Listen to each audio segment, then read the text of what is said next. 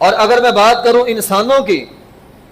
اللہ تعالیٰ نے فرمایا میں نے کائنات کے نظام کو پانی سے پیدا کیا۔ جب باری آئی نا انسان کی، اللہ اکبر، اللہ تعالیٰ نے قرآن میں نقشہ کھینچا ہے، الم نخلقکم من ماء مہین، اور انسان ہے، اور کبھی کبھی اپنے آپ پہ غور کیا کر، ہم نے تجھے ایک حقیر پانی سے پیدا کیا۔ آج وہی انسان ہر وقت انا کے گھوڑے پہ سوار رہتا ہے، میں بڑی شے ہوں، میں سے شروع ہو کر میں پہ ختم، میں نہیں تو کچھ نہیں، میں یہ ہوں، میں وہ ہوں۔ اللہ تعالیٰ فرماتے ہیں الم نخلقکم من ماء مہین، اور غور کیا کر، کبھی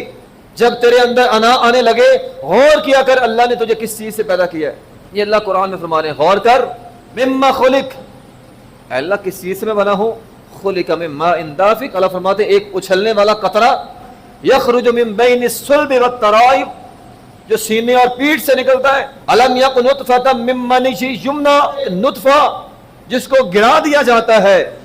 گرے ہوئے قطرے سے اللہ نے انسان کو بنا دیا۔ دنیا میں بڑے بڑے مصور آئے ہیں جن کا دعویٰ یہ ہے کہ ہم مصور ہیں، ہم تصویر کشی کرتے ہیں، لیکن کمال اللہ کی ذات کو ہے، اصل میں مصور اللہ کی ذات ہے۔ پانی کے ایک حقیر قطرے پر انسان کی تصویر بنا ڈالی ہے، اللہ پانی کے قطرے پر انسان کی تصویر بنا رہا ہے، اور کتنا مضبوط اللہ نے انسان کو بنا دیا ہے، پانی کا قطرہ اللہ نے مضبوط انسان بنا دیا۔ انسان کو اللہ تعالیٰ فرماتے ہیں، اے انسان اپنے آپ پہ غور کیا کر، لقد خلقنا الانسان فی احسن تقویم،